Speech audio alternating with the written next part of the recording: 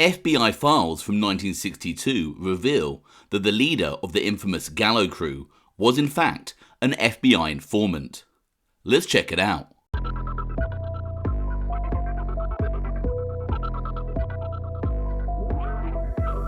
I'm James Gladwish and welcome to OC Shorts, bringing you detailed historical snapshots of the American Mafia and other organised crime. Feel free to subscribe if you like that sort of thing. Today, we're going to take a quick look at FBI files that reveal that the leader of the Gallo Crew was in fact for a time an FBI informant. Larry Gallo and his brother Crazy Joe were both made men in what was known as the Profaci crime family. Their other brother, Albert Kid Blast Gallo, was an associate. As is famously known in the early 1960s, the Gallo brothers, their crew of associates, and other like-minded mobsters rebelled against family boss Joseph Profaci, leading to a bloody internal war in the Profaci crime family. During the Gallo-Profaci war, there were multiple casualties on both sides. Larry Gallo himself surviving a hit by strangulation at the Sahara Lounge in 1961. In 1962, at the height of the Gallo-Profaci conflict, Larry Gallo sat down with the authorities and divulged information on many Cosa Nostra secrets, as seen in the following FBI file. The file reads: the position of the commission is explained by the following information furnished by Lawrence Gallo, who was interviewed on the evening of May 11, 1962, at Angus Steakhouse, Bronxville, New York. It is noted that Gallo is currently having a dispute with Joseph Profaci in New York. Gallo was questioned as to whether there was any organizational setup in the underworld. Gallo's reply was that there had to be an organizational setup, and the lower men in the organizational setup would be button men, and that he, Gallo, had formerly been a button man in the past under Joseph Profaci. What we can see in this first segment of the FBI file is that Larry Gallo was providing the authorities with information regarding the existence of the Mafia Commission. This meeting occurred before the supposed revelations by Genovese soldier Joseph Valachi, who wouldn't become an informant until several months later.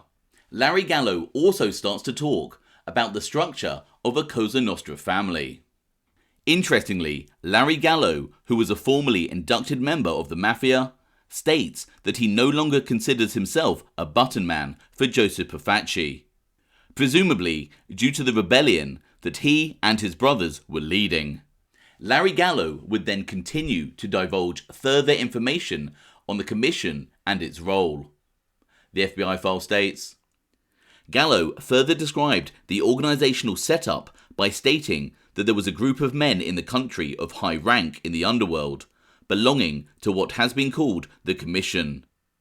These men are persons of high rank and to whom a great deal of respect was owed, and that these men acted as arbitrators, settling disputes that arose in the underworld. He cited as an example of the type of disputes these men would arbitrate the current dispute between Joseph Profaci and Gallo. Larry Gallo clearly outlining the role of the commission in the underworld and the type of men who were in it. In the next part of the FBI file, Gallo then identifies the names of some of the mobsters who made up the commission from the New York crime families. The FBI file states, Gallo stated that the organizational setup was similar to a military arrangement, and that each commission member would have his own organization, and the persons that owed allegiance to this man would be considered as belonging to this man's family. Gallo further stated that men such as Joseph Profaci, Thomas Lucchese, Carlo Gambino, and Vito Genovese were due a high degree of respect and were members of the leadership group called the Commission. By looking further into the archive of FBI files, we see that this meeting between Gallo and the FBI in May 1962 wasn't the first time that Larry Gallo had provided information to the authorities. In March 1962, a couple of months before, another FBI file talks of Larry Gallo sitting down with the FBI and divulging information on underworld activities.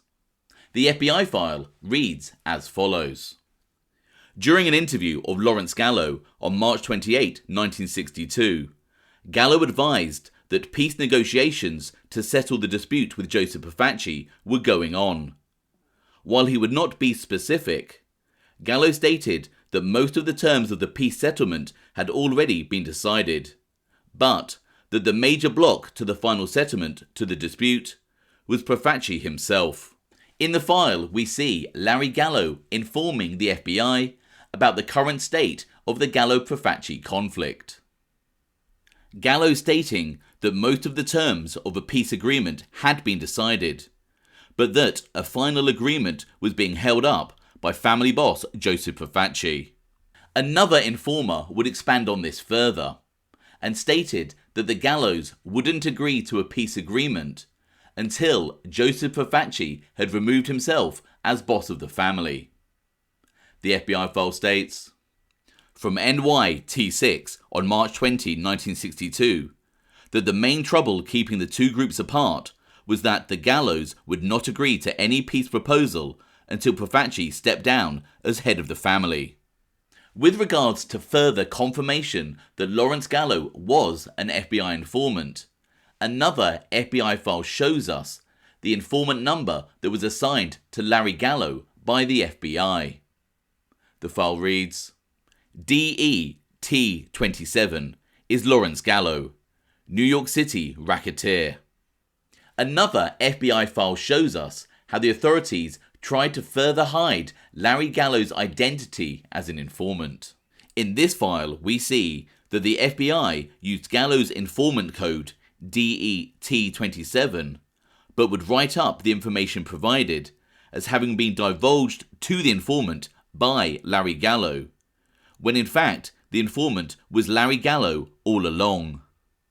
This file provides further information on Gallo's meeting with the FBI on May 11, 1962. The FBI file states, source DET27.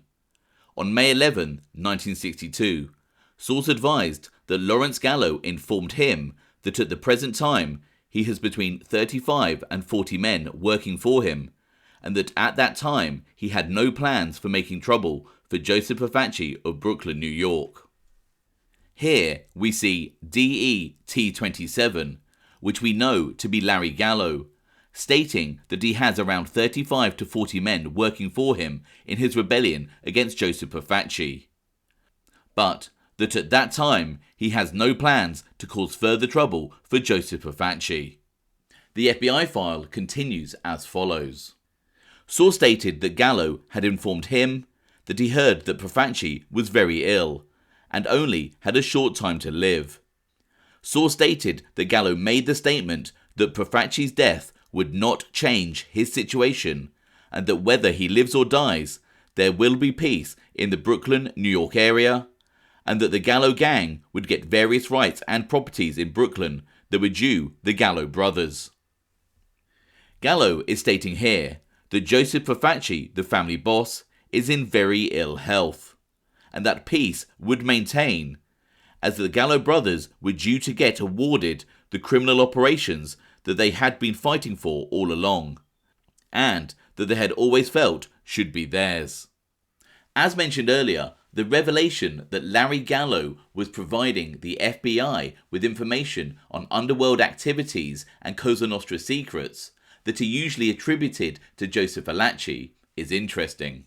We also know that another Profaci soldier, Greg Scarpa, was at the same time also divulging similar information to the FBI, and again before Joseph Valachi had turned informant, demonstrating that the FBI had a greater understanding of Cosa Nostra prior to the Valachi testimony than is often reported.